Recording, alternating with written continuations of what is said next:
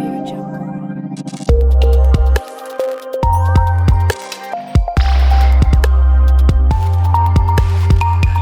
India TV9 news Maharashtra.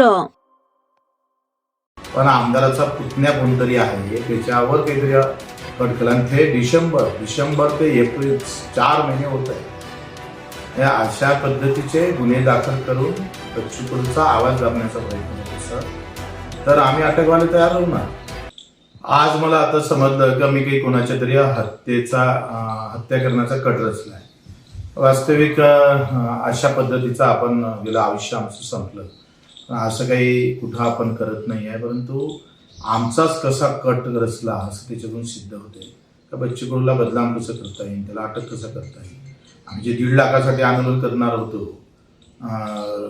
Regular भरणाऱ्या शेतकऱ्यासाठी, त्याच्यासाठी कार्यकर्त्याचं खच्चीकरण करणे का तुमचा नेताच तर आम्ही अंदर टाकू शकतो, तुमचा काय केव्हा आहे, अशा पद्धतीचा हा कट आहे.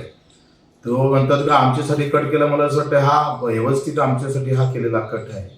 आणि असे व्हिडिओ तर महाराष्ट्रात कित्येक असतात, कधीच कोणावर गुन्हे दाखल होत नाही. आणि SP किती भारी आहे बरं बघा.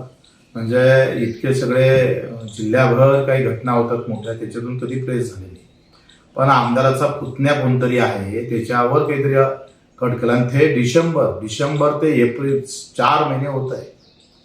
या अशा पद्धतीचे गुन्हे दाखल करून बच्चू कडूचा आवाज दाबण्याचा प्रयत्न होतो सर. तर आम्ही अटकवाले तयार होऊ ना. अशा पद्धतीने आणि ते प्रभू रामचंद्राच्या राम मंदिरातून अटक हो का. रामराज्य कुठं आणि हे राम भक्त कुठं.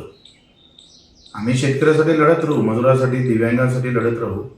जे जे काही गुन्हे दाखल होईल, अधिक काही गुन्हे दाखल झाले तर आम्ही आमची बदनामी तुम्ही जो काही करण्याचा प्रयत्न होईल याच्यावर तर आम्ही थांबणार नाही.